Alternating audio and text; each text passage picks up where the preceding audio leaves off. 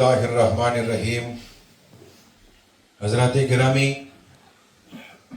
پیر اور مرید کا تعلق کیسا ہونا چاہیے؟ پیر اور مرید کا قلبی تعلق ہوتا ہے، روحانی تعلق ہوتا ہے، لیکن وہ کیسا ہونا چاہیے؟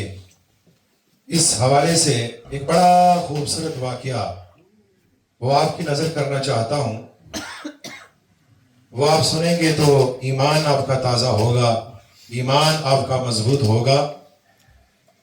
حضرت خواجہ نظام الدین اولیاء محبوب الہی رحمت اللہ تعالی علیہ اپنے پیر و مرشد بابا فرید الدین گنج شکر رحمت اللہ تعالی علیہ کی بارگاہ میں زانوِ ادب طے کرنے کی خاطر حاضر ہوئے تو آپ روزے کی حالت میں تھے۔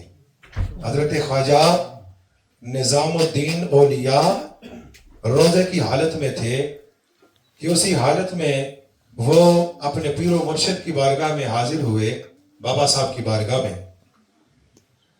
تو جب حضرت خواجہ نظام الدین اولیاء رحمت اللہ تعالی علیہ اپنے پیر و مرشد کی بارگاہ میں حاضر ہوئے نا، تو اس وقت حضرت بابا فرید الدین گنج شکر رحمت اللہ تعالی علیہ ازدغرا کی کیفیت میں تھے، آپ پر شکر کی کیفیت طاری تھی، آپ جلوہ فرما تھے، اور آپ کے ساتھ ایک کھجور کا ٹوکرا پڑا ہوا تھا، کھجوروں کا ٹوکرا پڑا ہوا تھا۔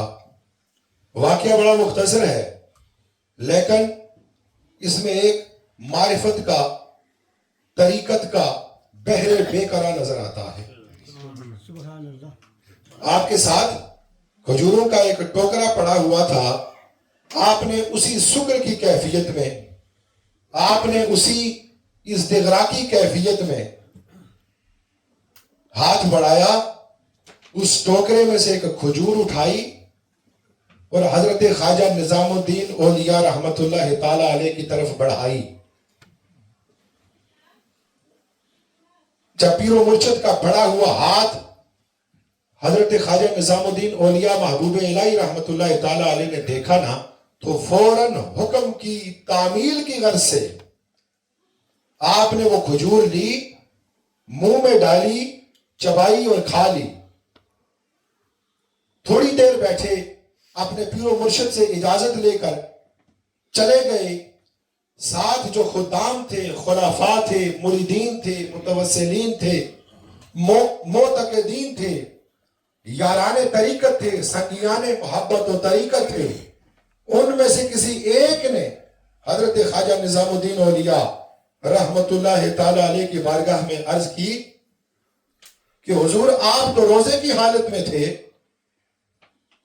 روزے کی حالت میں آپ نے وہ کھجور لے کے منہ میں ڈالی اور چبائی اور کھا لی، یعنی شریعت کی آپ نے خلاف ورزی کی۔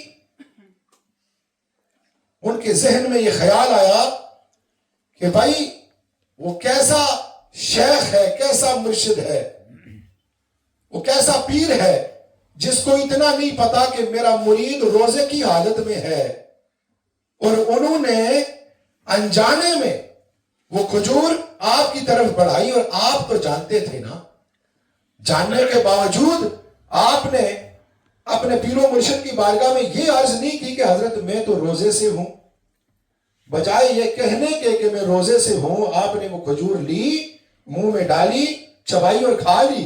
اللہ اکبر! یہ کہنے کی دیر تھی، یہ کہنے کی دیر تھی کہ حضرت خواجہ نظام الدین اولیاء رحمت اللہ تعالی علیہ نے ارشاد فرمایا کہ بے شک میں روزے کی حالت میں تھا، جب مرشد نے اس ٹوکرے میں ہاتھ ڈال کر کھجور نکالی اور میری طرف بڑھائی نا، تو میری ایک نظر شریعت کی طرف گئی اور دوسری نظر طریقت کی طرف گئی۔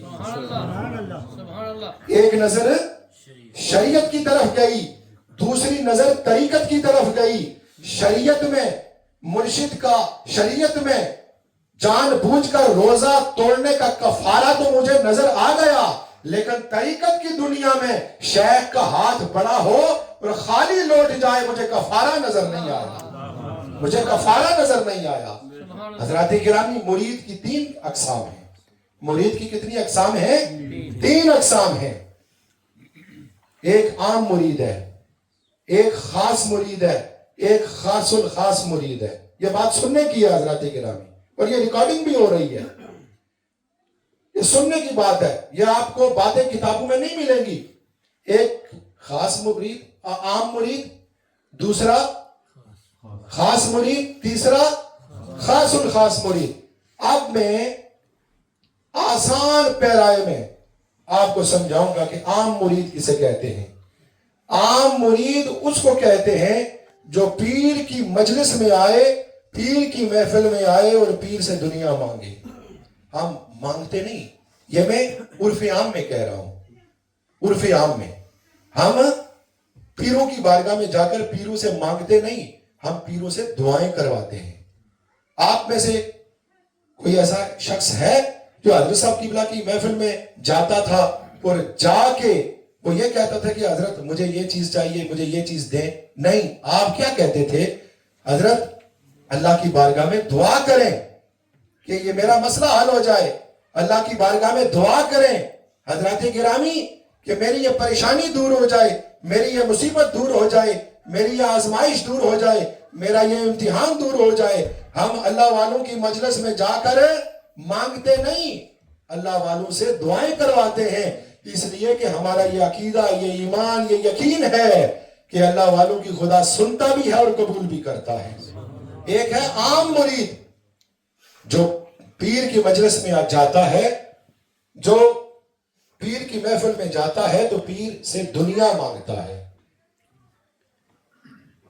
مکان چاہیے، گاڑی چاہیے، اولاد چاہیے، انگلینڈ کا ویزا چاہیے، یہ چاہیے، وہ چاہیے. یہ ہے عام مرید. خاص مرید اللہ اکبر جو پیر سے دنیا نہیں مانگتا، دنیا کی چیزیں نہیں مانگتا. وہ پیر کی بارگاہ میں یہی عرض کرتا ہے کہ حضرت دعا فرمائیں کہ میری قبر روشن ہو جائے، دعا فرمائیں میری آخرت روشن ہو جائے. اور تیسرا ہے خاص الخاص مرید. اب خاص الخاص مرید کی تعریف میں آخر میں کروں گا. صوفیاء یہاں پہ فرماتے ہیں کہ پہلا بھی لالچی ہے، لیکن پہلا تو پرلے درجے کا لالچی ہے، اور دوسرا بھی لالچی ہے، دوسرا بھی لالچی ہے. اس لیے کہ اسے اپنی قبر کی فکر ہے، اسے اپنی آخرت کی فکر ہے. اور خاص الخاص مرید کون سا ہے؟ جو پیر کی بارگاہ میں آ کر نہ دنیا مانگتا ہے، نہ دنیا کی کوئی چیز مانگتا ہے، نہ قبر و آخرت کی بہتری مانگتا ہے. وہ صرف اپنے پیر سے رب کے جلوے مانگتا ہے، رب کے جلوے.